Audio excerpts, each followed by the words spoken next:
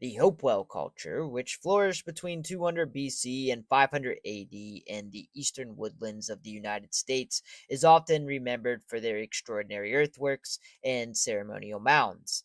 But it is the copper artifacts that were created by the Hopewell people that reveal an even deeper layer of mystery and cultural complexity.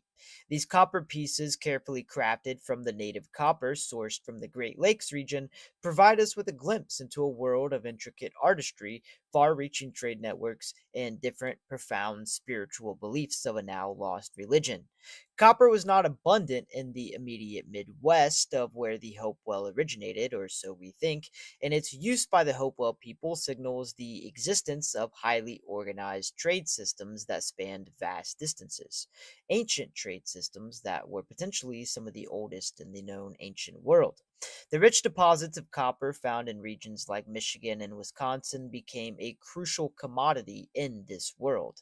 The fact that the Hopewell people were able to mine, transport, and transform this material speaks to an advanced level of technological knowledge and societal coordination.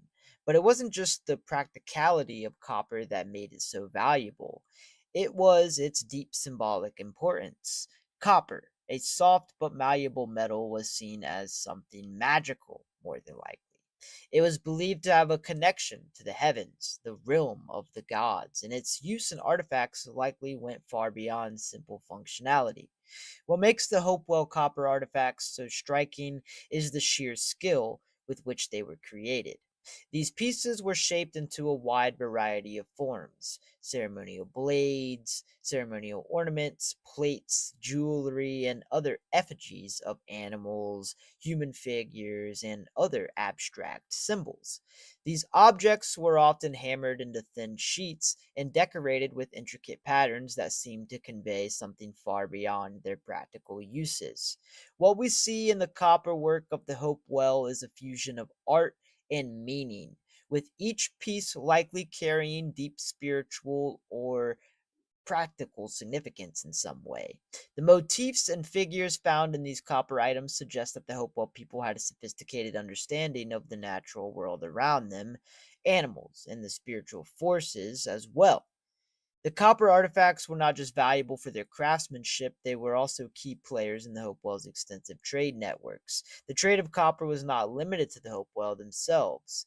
Copper artifacts, shells, mica, obsidian, and other exotic goods flowed across vast distances, connecting other cultures, disparate cultures across the region. The trade routes reached far beyond the Ohio River Valley, extending to places like the Gulf Coast of Mexico and the Great Plains. This exchange of materials and goods served as a conduit for the spread of ideas, rituals, religion, and different technologies. The Hopewell people, or the Hopewell culture, were part of a much larger cultural fabric, one that transcended regional boundaries, and their copper artifacts were among the most prized items in this system of exchange.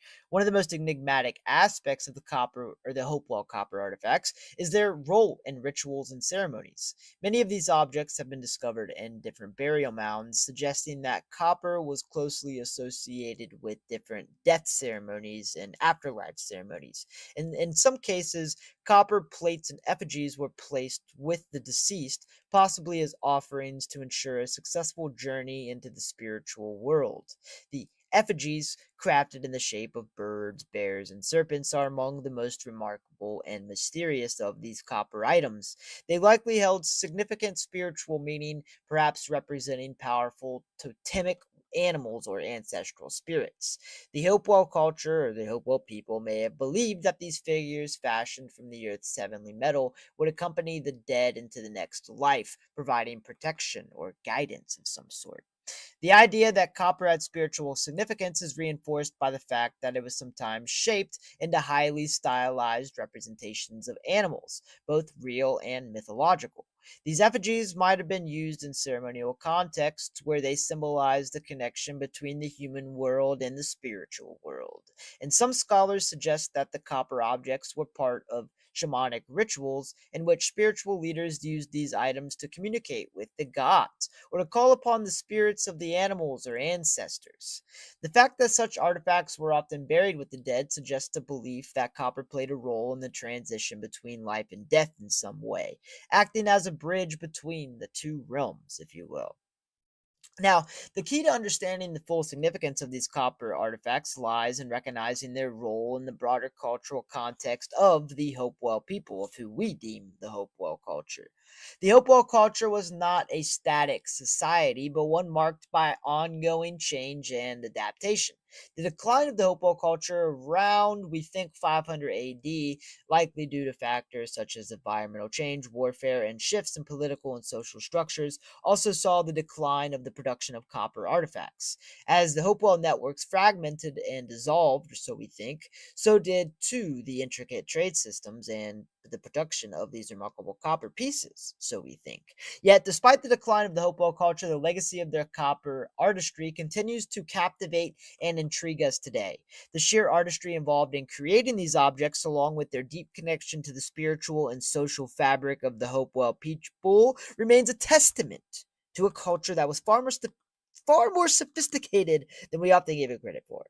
The use of copper as both a material and a symbol is a reflection of the Hopewell's intricate worldview, the ancient Hopewell's intricate worldview, one that was intertwined with the spiritual and the natural world, and the social world into really a seamless whole. These artifacts, still buried in mounds today, more than likely across the Midwest, serve as a reminder of a time when copper was not just a metal, but a key to understanding the deeper workings of a lost world. If you enjoyed this video and you would like to learn more about the Hopewell people and other societies of ancient America, make sure you check out my other videos, leave a like on this video, and subscribe because I cover all sorts of stuff related to this, so you'll certainly love my channel. And until next time, it's been Doogie from Doogie's Earthworks. I love you. I forgot to mention, you can also check out my other social media, my X page, my Patreon page, and also my membership page I have here on YouTube. I have different plans that have different perks involved with them that you can go through and check out. All you got to do is hit the join button here on YouTube. It works very similar to Patreon if you're familiar with that. And speaking of Patreon, the Patreon that I have right now, I also have a 7-day free trial for it. I haven't uploaded much to the Patreon yet. I'm still working on building a repertoire, if you will, or a repository, if you will, but it's definitely coming in the future. The one social media that I would definitely like to shout out, though, is most certainly X.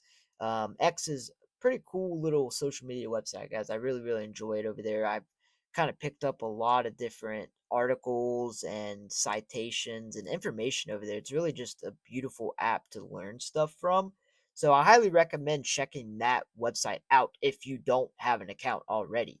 I'm sure many of you already do, and if you do, make sure to follow me because I plan on doing some more things over there. Maybe some of those live streams and whatnot. It's really a cool app. It's a thriving app, so make sure to go over there and check that out. I also have the Facebook page if that interests you as well. I know a lot of you guys actually have Facebook, and a lot of you recommended the Facebook page, so I went ahead and created one.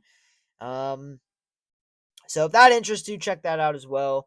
And yeah, until next time, peace.